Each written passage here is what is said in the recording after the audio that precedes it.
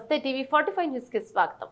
విజయవాడ సిద్ధార్థ ఆడిటోరియంలో నిర్వహించిన సమైక్యత శంఖవరం బహిరంగ సభలో ముఖ్య అతిథులుగా కాంగ్రెస్ పార్టీ రాజ్యసభ సభ్యులు ఇమ్రాన్ ప్రతాప్ గారు మరియు సుప్రీంకోర్టు న్యాయవాది ప్రశాంత్ భూషణ్ కాంగ్రెస్ పార్టీ మంత్రివర్యులు ఈ సభలో పాల్గొన్నారు. సభకు అన్నమయ్య జిల్లా గుర్రంకొండ నుండి కాంగ్రెస్ పార్టీ అన్నమయ్య జిల్లా minority vice chairman Syed Hidayatullah Husseini ఆయన పార్టీ కార్యకర్తలతో భారీ ఎత్తున విజయవాడలో జరిగే సభకు వెళ్లి అక్కడ వచ్చిన ముఖ్య అతిథి రాజ్యసభ సభ్యులు ఇమ్రాన్ ప్రతాప్ ను కలిసి శాల్వాతో సన్మానించారు. సయ్యద్ హుదాయతుల్లా హుస్సేని ఆయనతో మాట్లాడుతూ వర్క్స్ బోర్డు అమెండ్మెంట్ బిల్లుతో కొన్ని లక్షల మసీదులు, మదర్సాలు, శ్మశాన వాటికలు కూలగొట్టడానికి ఈ బిల్లును సహకరించిన Telugu Desam party Nitish Kumar party Chirag Paswan party ముస్లింల మనసులో నుండి తొలగిపోయాయి. ఇక మైనార్టీలను నమ్మించి ద్రోహం చేసిన ఘనత చంద్రబాబు నాయుడిదే.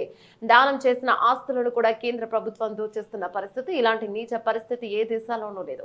బీజేపీ ప్రభుత్వాన్ని సహకరించిన తెలుగుదేశం, నితీష్ కుమార్, చిరాగ్ భాస్వాన్ ప్రభుత్వాలు కాలగర్భంలో కలిసిపోతాయి. బిల్లును ఆమోదించడంలో ముఖ్యమైన పాత్ర పోషించిన నారా చంద్రబాబు నాయుడు రాబోయే ఎన్నికల్లో కాంగ్రెస్ పార్టీ అధికారంలో రావడం ఖాయమేనని తెలియజేశారు.